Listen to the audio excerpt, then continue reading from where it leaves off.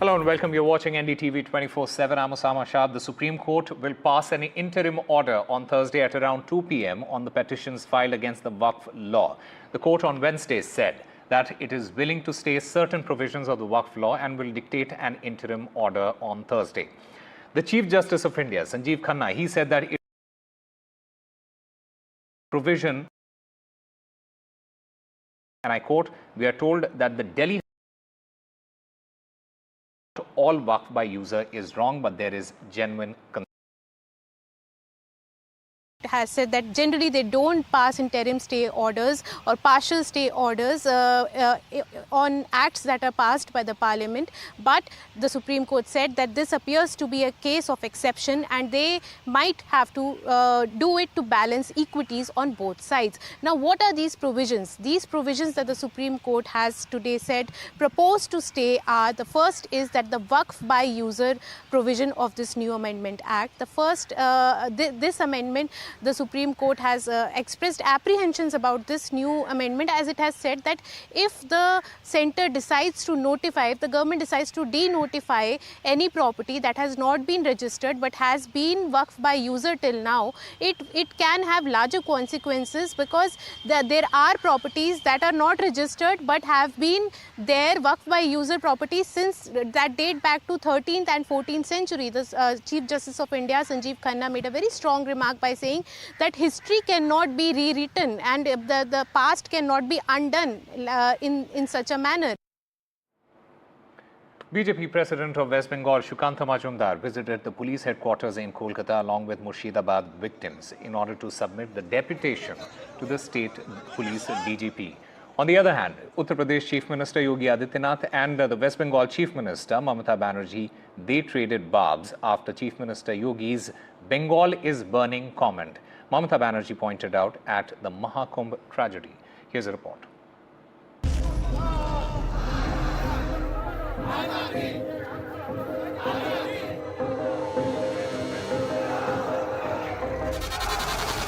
आप देख रहे होंगे बंगाल जल रहा है।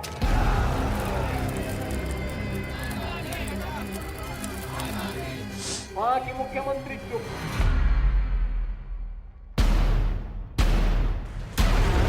A day after Yogi Adityanath's jibe, West Bengal Chief Minister's sharp response.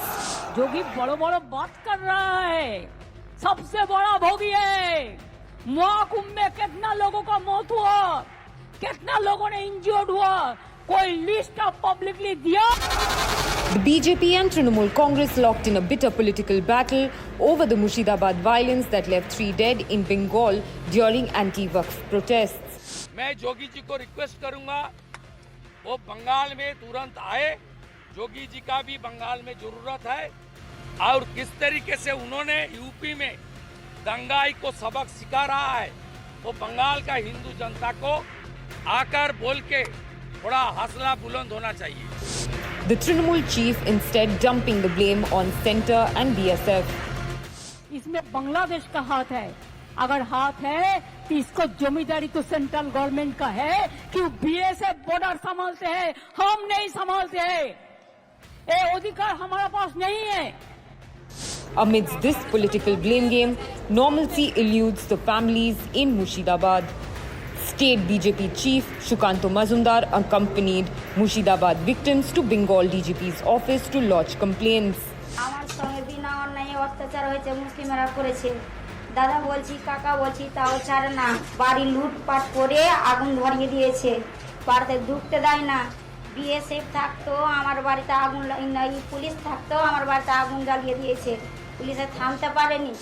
On the political back foot, Chief Minister Mamata Banerjee today, while addressing the clerics in Kolkata, has shifted the blame on Home Minister Amit Shah and the centre for the chaos that unfolded in Murshidabad on Friday after the anti-Waqf protest turned violent.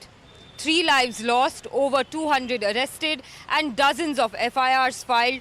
The police are now investigating what provoked these riots in Murshidabad. With GD Shankar, Sreyashi De for NDTV Kolkata. The National Herald case has sparked intense political clashes, with Congress staging nationwide protests accusing the BJP of a vindictive witch hunt. The BJP counters, labeling it the Gandhi model of development and questioning the Gandhi's silence while alleging the not-for-profit setup is a facade. Both sides, they traded charges of corruption and political motives, escalating the probity versus politics debate.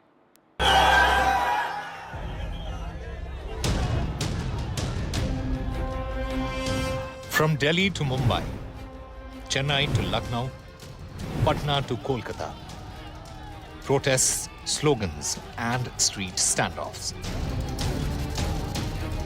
The Congress party hit the streets in full force, protesting what it calls a politically motivated attack on its top leadership. The trigger, a fresh charge sheet by the Enforcement Directorate in the National Herald case, naming Sonia Gandhi and Rahul Gandhi for alleged money laundering. The ED heat has reignited the fierce political face-off between the ruling BJP and the Grand Old Party, with both facing off in protest on the streets and on record. A newspaper which has the protection, promotion and patronage of the entire Congress party after independence, least to be used as a proper newspaper, more as a forum to collect advertisement and also ensure big property by government cooperation. This is actually a case which is nothing but vendetta in legal disguise. The ED should answer that why no NDA ally, no BJP leader is ever touched by the ED. Selective justice is actually nothing but political thuggery. The reality is that you have leveled charges of money laundering in a case where not a single penny has exchanged hands, not a single asset has been transferred, no ownership has been transferred. The reality is that Young Indian is a not-for-profit Section 25 company. After the company has been taken over fraudulently by the Gandhi family, suddenly its net worth increased to 2,000 crores. Not only that, it is a Section 9 company where profit is prohibited. People do not realize that Gandhis are making money, Gandhis are minting money, and ordinary poor Congress people are being deprived. With the charge sheet being filed in the National Herald case for the Gandhis, both Sonia as well as Rahul Gandhi, it's going to be a critical and important phase both politically and legally, where they will have to answer questions about the fact that they haven't personally gained from doing what they did. It was also day 2 of ED questioning businessman Robert Vadra, the son-in-law of Sonia Gandhi, in connection with the Gurugram land deal. The ED insists it's doing its job following the due process.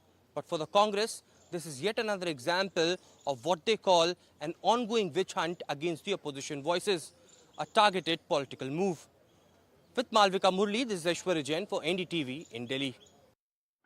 The latest as far as the Telangana deforestation row is concerned, a notice has been sent to the IS officer named Smita Sabharwal. The Gachibowli police issued this notice and demanded her appearance. Remember, this officer had reportedly posted AI-generated image on the country Gachibowli issue.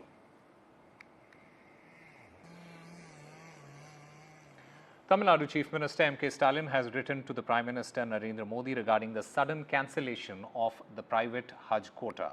The Chief Minister requests Prime Minister Modi to urgently contact the authorities in the Kingdom of Saudi Arabia and seek an expeditious remedy. The Chief Minister says the Prime Minister's intervention will restore the Hajj quota and seeks to provide reassurance to the pilgrims and their families.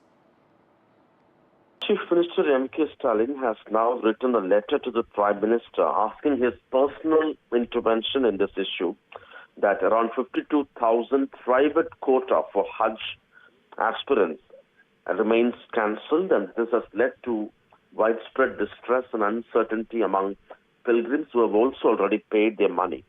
He has requested the Prime Minister's personal intervention so that there could be communication with the Saudi government, and he hopes that the Prime Minister's personal intervention could actually restore this quota and provide reassurance for the pilgrims. And this is the second such initiative by M.K. Stalin. A few days ago, he had also written to External Affairs Minister Jaishankar asking him to expedite talks or contact with Saudi authorities to make this possible, and now he has mounted a little more pressure by writing directly to the Prime Minister. Karnataka governor has sent the bill giving 4% reservation to Muslims in government contracts to the president for his assent. He, however, registered his dissent, saying that the constitution does not allow for reservations based on religion.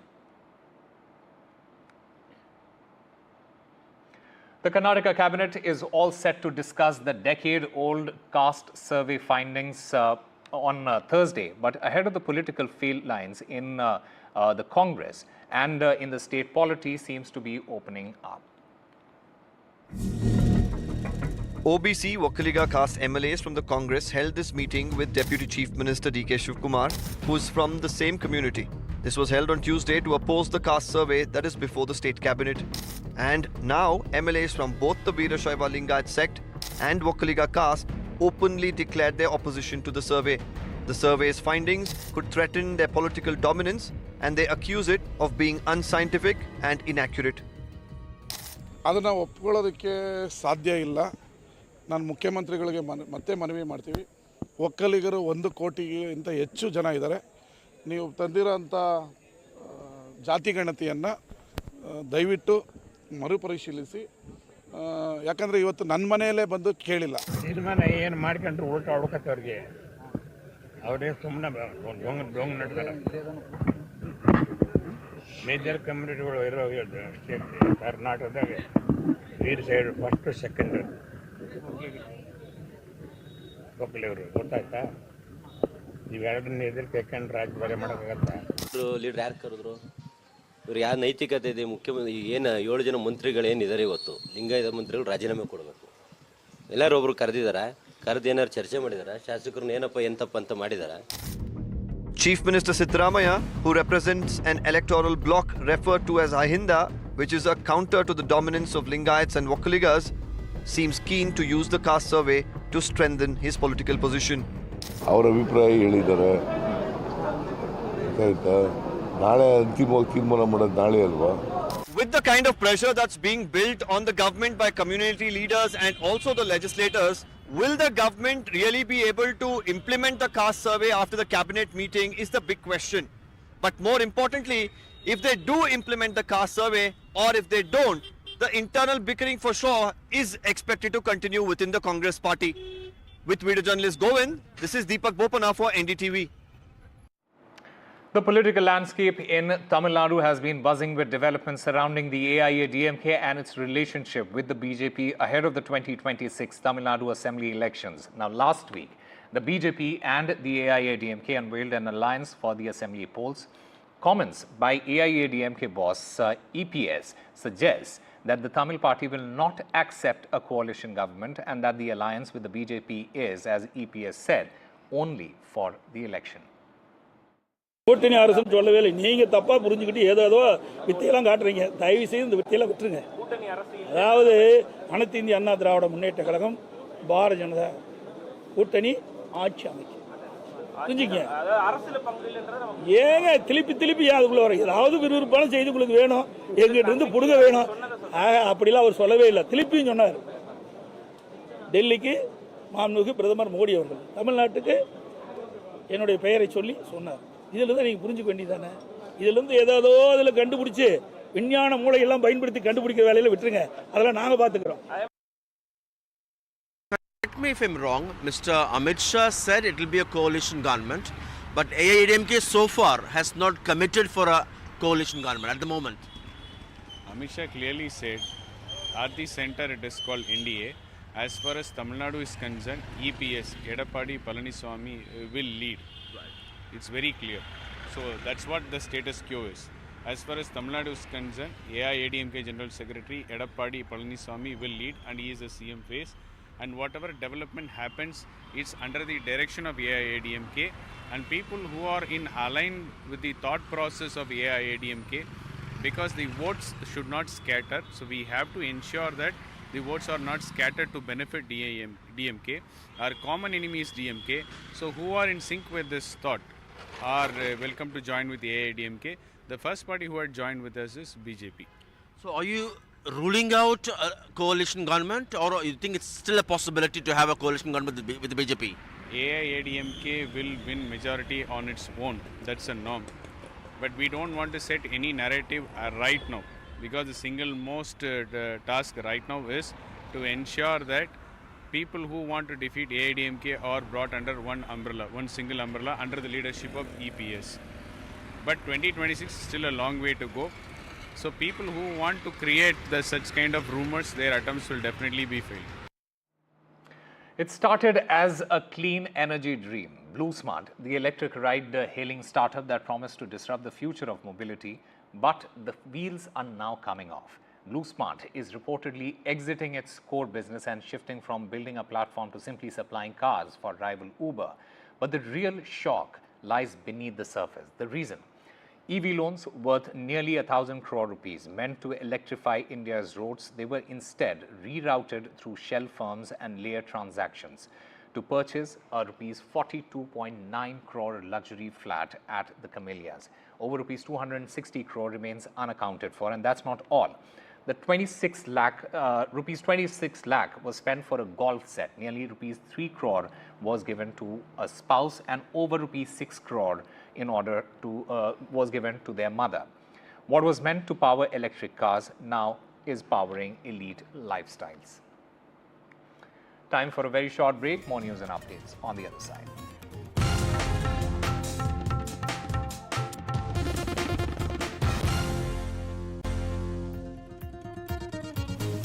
Welcome back. A trainee air hostess admitted to Gurugram's Medanta hospital on the 5th of April has claimed that she was sexually harassed while in a semi-conscious condition in the ICU. The hospital released a statement on this entire issue, acknowledging the allegations. In the statement, the hospital has said, "We are fully cooperating with the investigations conducted by the relevant authorities." A horrific incident at the top-notch hospital in Delhi NCR. An air hostess was allegedly sexually assaulted at Gurugram's Medanta hospital while being on the ventilator. The 46-year-old flight attendant was admitted to Medanta on April 5th. She has alleged that on April 6th, while she was on the ventilator, a hospital staff member sexually assaulted her. She said she was unable to speak at the time because she was not fully conscious and was frightened. 2 nurses were also present nearby but did not intervene.